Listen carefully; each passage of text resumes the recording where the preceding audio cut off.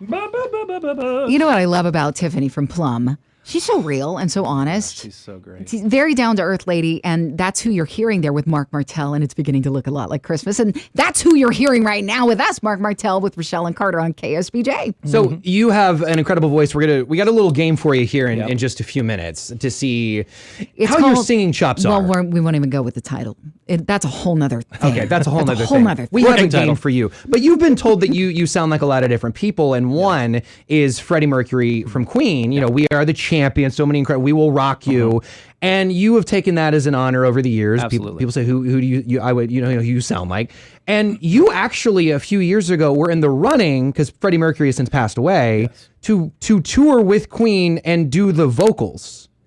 How? Not quite accurate, Okay, but we can. What happened there? What was that story? So the drummer of Queen, Roger Taylor, decided that he wanted to start his own tribute band. Okay.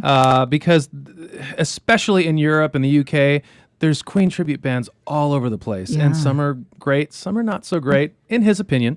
And so he was like, what would it be like if I chose the players for my own tribute band to my own band? Right, yeah. And have complete creative control and make it as big as I wanted to.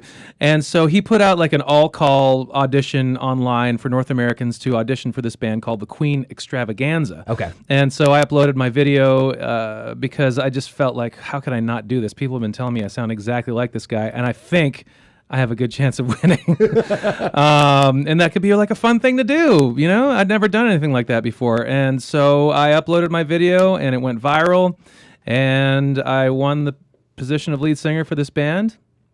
That's amazing. Yeah. And you did tour. We are on, it's ongoing. It's still going to this day. thing. Yeah. So when you're in a setting like that, I'm curious, because obviously it's a lot of fun songs, but it's fans that may not know Christian music or anything about Jesus. And so how do you live out your faith when you're in a setting like that? Yeah, it's definitely a different thing. You know, obviously I'm not preaching on stage. I'm not sharing my faith on stage because it would be inappropriate in that setting, and I would probably get fired. But it was a lot different. It was a bit of a transition for me because I was coming out of a band that, you know, that was what we did. We played our music, and our music was a reflection of our spiritual lives. Yeah. And now I'm in this setting where people come knowing the music. They're coming expecting a certain thing.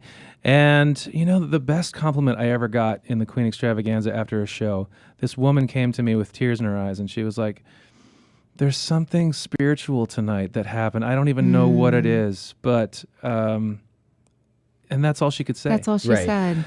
And that proved to me that music is a gift from God, whether or not we're talking about God. I really believe that. And obviously there's music that is not from him, but I think that if it's a gift from God, then when it's beautiful, it's beautiful. Yeah. Then there's the lyric from Michael W. Smith from a song many years ago, for the world to know the truth, there can be no better proof than to live the life. Absolutely. And when you live that life and that light in the midst of wherever you're at, people are going to feel Jesus, whether they know what to call it or not. Maybe you could fill in the blanks a little bit later on. Yeah, it's definitely a more personal, interpersonal witness now, you know, since the stage thing isn't really overt and blatant. Right. But it's a more, it's like real life.